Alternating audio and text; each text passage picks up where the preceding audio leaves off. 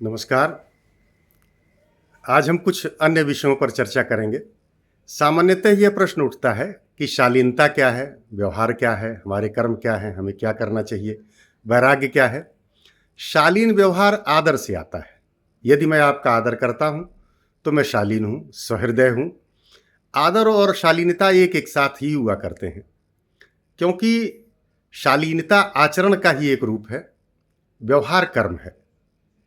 जब कोई व्यक्ति आता है, मैं खड़ा हो जाता हूँ, तो वह इसलिए नहीं है कि वह वृद्ध है या कोई धनाढ्य व्यक्ति है या मुझे कुछ प्राप्त करने की आशा है, बल्कि इसलिए कि मैं लोगों के प्रति अपने मन में सुहृदय की भावना रखता हूँ, उनके प्रति अच्छा आचरण रखता हूँ, उनके प्रति अच्छी भावना रखता हूँ, शालीन आचरण रखता हूँ।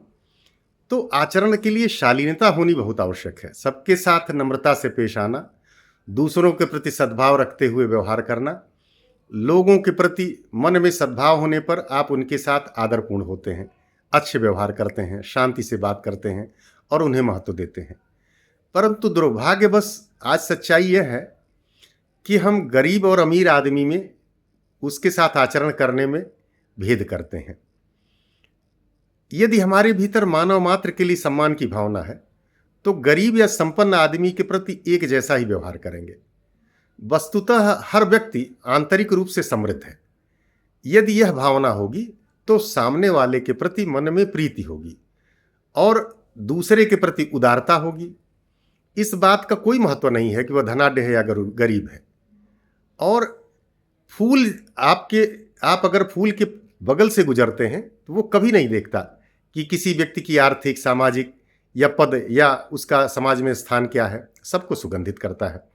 अतः शालीनता का व्यवहार आचरण से आता है और मानवता के प्रति यदि मन में सद्भाव है तो हमेशा व्यक्ति शालीन रहेगा। दूसरे कर्म का नियम कहता है कि आप मन वचन कर्म से जो कुछ भी करते हैं उसका परिणाम होता है। हो सकता है परिणाम दिखाई न दे, आंतरिक रूप से घटित हो जाए।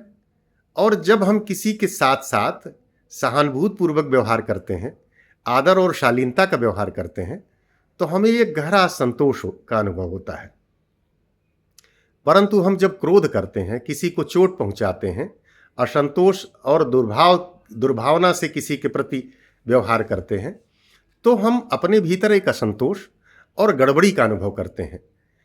क्योंकि किसी को चोट पहुंचाने के लिए मन में अंधेरा पालना पड़ता है और हमेशा गलत काम अंधेरे में ही होते हैं।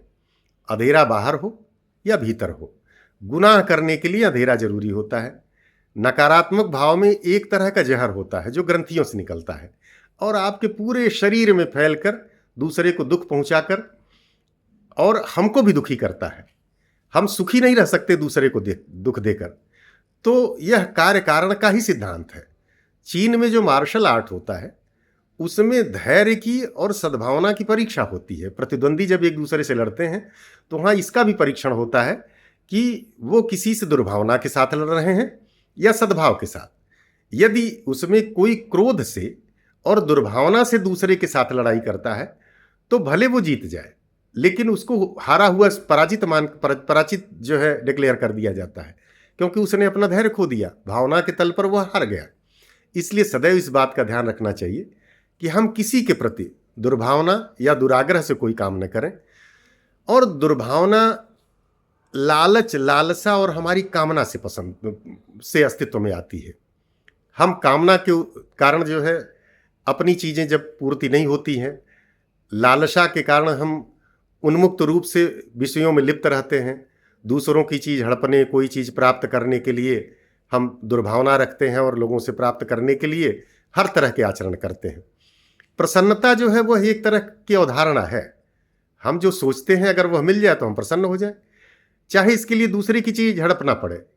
और प्रसन्नता नहीं मिली तो हम इंद्रियों के विषय वस्तुओं के प्रति लालसा और उसकी तरफ भागते हैं, जबकि इंद्रियों और विषय वस्तुओं से अपने को मुक्त कर लेना ही वैराग्य है।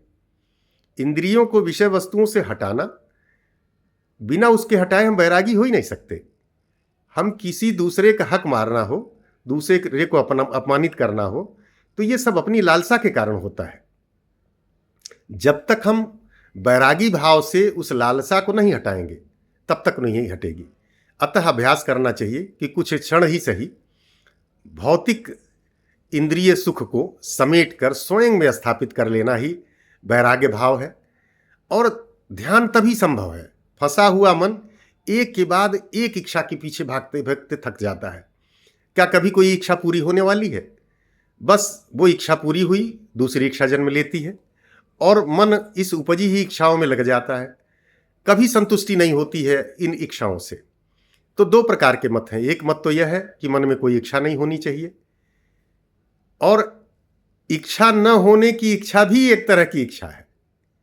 ध्यान में कोई चाहे बड़ा हो जो भी हो, हम हमेशा प्रसन्नता की लालसा रखते हैं और लालसा ही दुख देती है। दुखी होने पर प्रसन्नता की लालसा होती है और यही लालसा दुख लेकर आती है। यदि हम प्रसन्नता की लालसा से मुक्त हो जाएं तभी मुक्त होते हैं, और उसकी परवाह, जब मुक्ति की परवाह नहीं करते हैं तब प्रेम को प्राप्त करते हैं। दूसरा है परम वैराग्य, जब हम मुक्त होने की भी परवाह नहीं करते हैं, यह परम वैराग्य है। प्रसन्नता की लालसा से जब मन मुक्त होता है तभी ध्यान संभव है, योग संभव है, और अपने संपूर्ण सपनों और कल्पनाओं को नष्ट करना ही वैराग्य है। इस अवस्था में प्रसन्नता के साधन नष्ट हो जाते हैं, और यदि किसी क्षण हमको लगे कि हमारी मृत्यु होने वाली है और मीठा खाने की इच्छा हो, सजगता से हम देखें तो लगेगा कि इसमें तो कुछ नहीं है, सभी विषय वस्तुओं में ये सब चीज़ें सिमटा हुआ है और असीमित चाह इंद्रियों की है। परंतु इस चक्कर में बार बार वही करते करते हम थक जाते हैं। प्रलोभन और भी बुरा है। हमें कोई कैसे प्रलोभित कर सकता है और इंद्रियों को दोष न देते हुए हमको विषय वस्तुओं के प्रति